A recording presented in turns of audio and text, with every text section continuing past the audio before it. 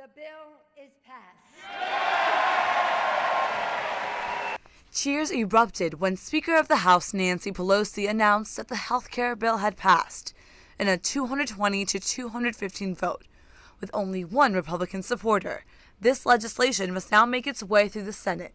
If passed, this would be the biggest change to U.S. health care since Medicare. Moments like this are why they sent us here, to finally meet the challenges that Washington has put off for decades. The bill would extend insurance to 36 million uninsured Americans. President Obama has been at the center of this issue for months. Because without President Obama in the White House, this victory would not have been possible. He provided the vision and the momentum for us to get the job done for the American people. But many Republicans are speaking out against the bill. House Minority Leader John Boehner voiced the Republican perspective.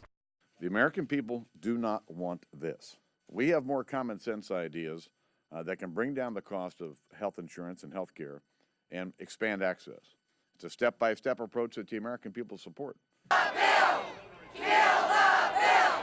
Protesters took to the steps of the Capitol building to voice their disapproval. This bill is the greatest threat to freedom that I have seen in the 19 years I've been here in Washington. So what about this bill is causing so much controversy? Known as the Affordable Health Care for America Act, this bill prevents insurance companies from denying coverage to those with pre-existing medical problems and guarantees insurance coverage for 96% of Americans. But Boehner publicly stated that the bill would add to the country's deficit.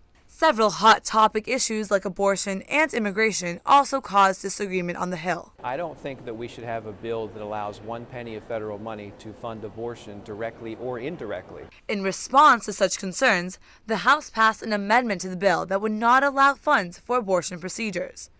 There is also a conflict regarding illegal immigrants' roles in healthcare reform. Since federal subsidies for healthcare do not have a citizenship verification process, some think this would allow undocumented people to get government money. Hispanic caucus members are not happy with the hesitation to include illegal immigrants. If you include it, then I have the responsibility and the right, given what we've negotiated thus far, to walk away. And I think it would behoove the Democratic leadership and President Barack Obama to seriously reconsider bringing a health care bill that offends us in our very, very core. Now, the Senate must decide the fate of this bill. Illinois Senator Richard Durbin discussed his stance on the issue. I'm not going to presume my vote or opposition based on any one provision.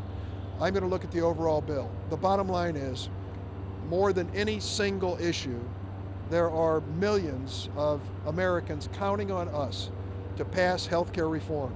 Durbin says the Senate will begin seriously debating the health care bill after the Thanksgiving recess. This is Gabriela Gonzalez, Northwestern News Report.